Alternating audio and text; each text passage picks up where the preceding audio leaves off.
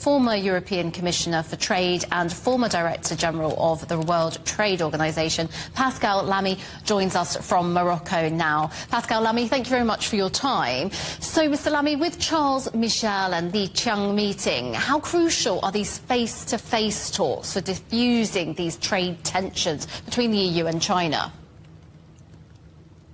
Well, first, I believe that it's always good to talk, to explain.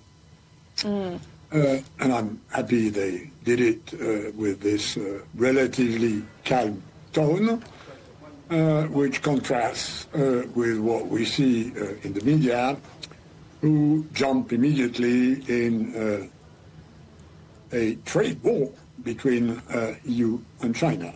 There is no such thing as a trade war between EU and China. There are trade frictions that have to be handled according to the WTO rules that govern trade frictions.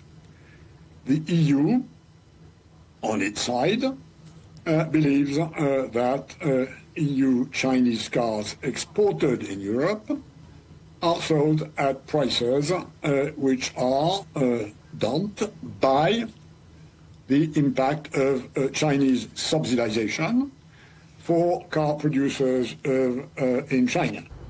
And according to WTO rules, the EU has calculated a tariff that rebalances this impact of subsidies on the low price of Chinese EVs in Europe. If China is not pleased with that, and this is perfectly understandable, China will go to the WTO and initiate a dispute against the EU, probably arguing that the tariff of the EU is not in line with WTO rules. This will be litigated. On the other side, China believes that European cognac, in the occurrence French cognac, because there is no production of cognac in the European Union anywhere than in France, is sold at prices which are subsidized. Of course, there is a strange coincidence between this Chinese new measure, which, if the EU believes it is unfounded, which it may be, then will go to the WTO dispute settlement and try to argue that China does not have the necessary evidence that French cognac is subsidized and competes with unfairly with Chinese domestic products. So sorry for being a bit long, but this is the reality. It's not a trade war.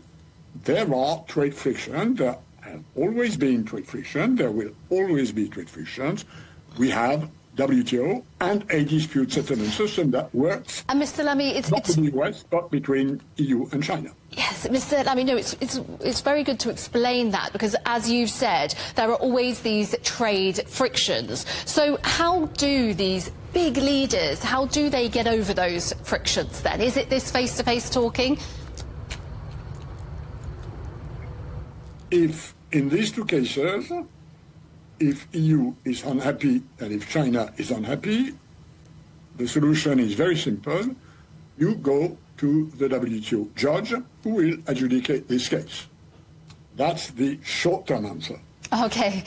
If you look at the big picture, and we have to look at the big picture, and of course the picture is bigger for cars and EVs than it is for cognac, or whatever strong alcohol, which is not a big economic thing. It matters, but it's not as big as cars. I think the car issue is a holistic issue that needs to be seen by both sides. The big question for China is, do we export to the EU or do we invest into the EU?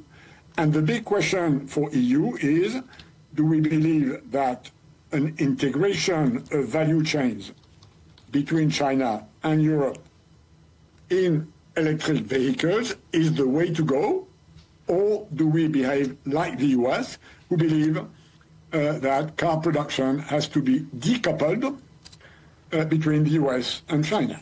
And this is the big picture, and I hope that at the level of the highest authorities on both sides, they don't spend their time looking at the small picture. They have to look at the big picture. That's the big picture. The big picture is there's a big future for electric vehicles, production, trade. It's good to fight against carbon emissions. How do EU and China together look at this big picture? How much of integration or how much of arm's length separation needs to take place in the future? OK, Mr Lamy, as you mentioned there, the big picture, these are big players in trade, so we will see what happens. We really value your expertise there. Thank you very much for joining us.